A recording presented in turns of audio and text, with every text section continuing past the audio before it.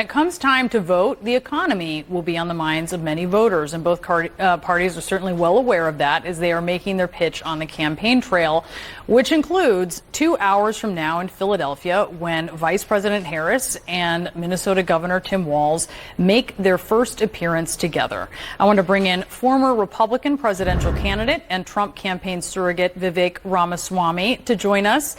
You tweeted that this pick was a massive gift to Republicans. Why do you think that?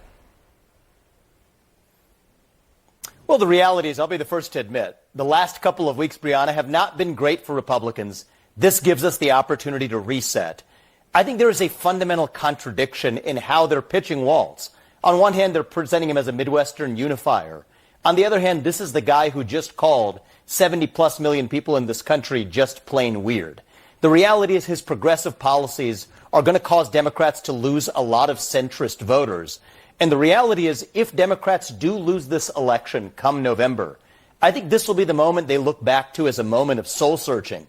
To say they passed over Josh Shapiro, somebody who likely could have delivered Pennsylvania because he's Jewish, that's going to be a moment for deep soul searching for the Democratic Party come November.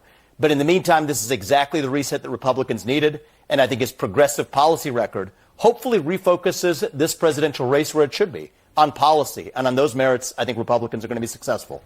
I think he specifically called J.D. Vance and Donald Trump weird, just to be clear. He seemed to go out of his way to be clear that he wasn't calling all Republicans weird, although I certainly understand. These people are weird. Yeah.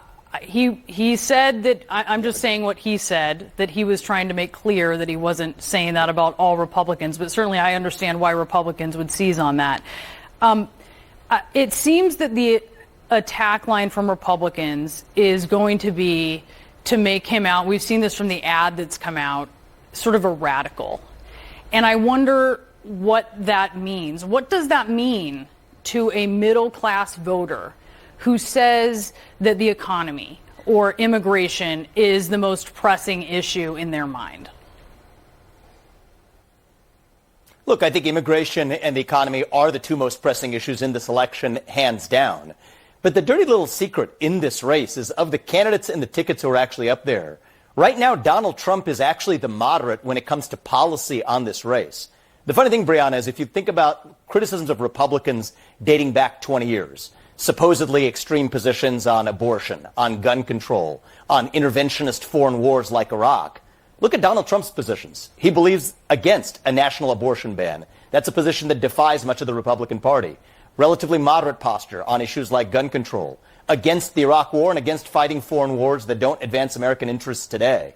So if this comes down to actual policy, if Republicans are able to make this about our own policy vision, seal the border, grow the economy, end rampant violent crime in this country, including of the kind that played out in Minnesota under Walz's leadership in 2020 during the BLM riots, stay out of World War III, increase prosperity for all Americans, I think that's going to be a formula for a decisive victory for Republicans. If there's anything that I see as a risk in this choice of Walz as VP for Republicans, it's that we get distracted by his own progressive policy record, that Republicans need to remember we need to offer our own vision, not just criticize the other side. Shapiro would actually be a much more difficult target for Republicans to criticize. He's far more moderate, would have been a far more moderate pick than Walz would have been when it comes down to policy. But because they've chosen Walz, I think this is a great opportunity for Republicans to refocus this election on policy, on what is our vision, irrespective of what the other side puts up. And if we do, I think we're going to be successful this November. I do want to note we just saw that arrival there in Philadelphia of Vice President Harris, just the tail end of that arrival. You said Donald Trump is the moderate in this. Obviously, he's the one who put in place the justices who overturned Roe. That is going to be a very big issue. I wonder if you think that J.D. Vance, for instance, has more appeal to non-college educated white voters or to suburban women, and why, than Walz? Well, I think the reality is when it comes to voters making their decisions at the ballot box, this is going to come down to who's at the top of the ticket. Donald Trump versus Kamala Harris.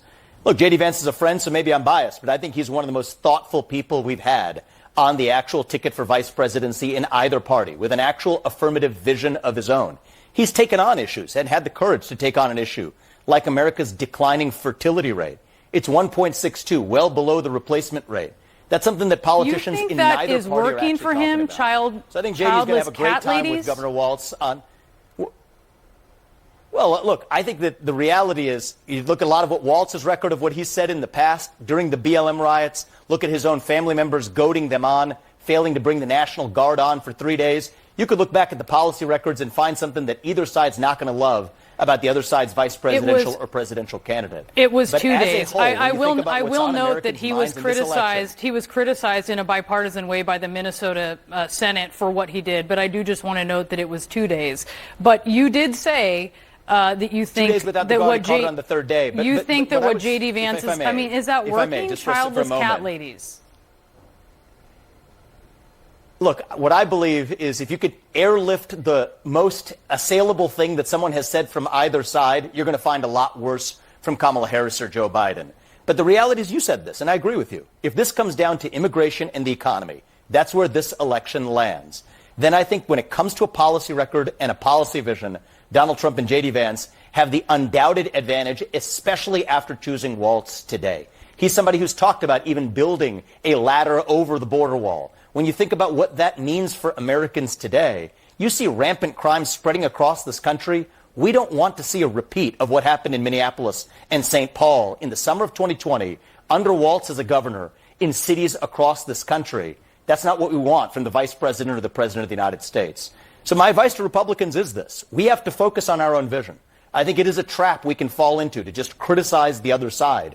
My message to the Republican Party has been, for a little bit, forget about the other side and offer our own vision for the United States of America. And if we do that, I think we're now in as strong of a position as we've been. Thankfully, for Republicans, Kamala Harris didn't select Josh Shapiro. She went the other way. This provides an opening that resets the race after, admittedly, a rough couple of weeks for Republicans. I'll be the first to admit that. This now actually gives us the reset we needed. And I think this is going to shake up the race in the next couple of months. Yeah, we're going to see how this shakes up. Obviously, it's going to be a big couple of weeks ahead. Vivek Ramaswamy, thanks for being with us. We appreciate it. Thank you.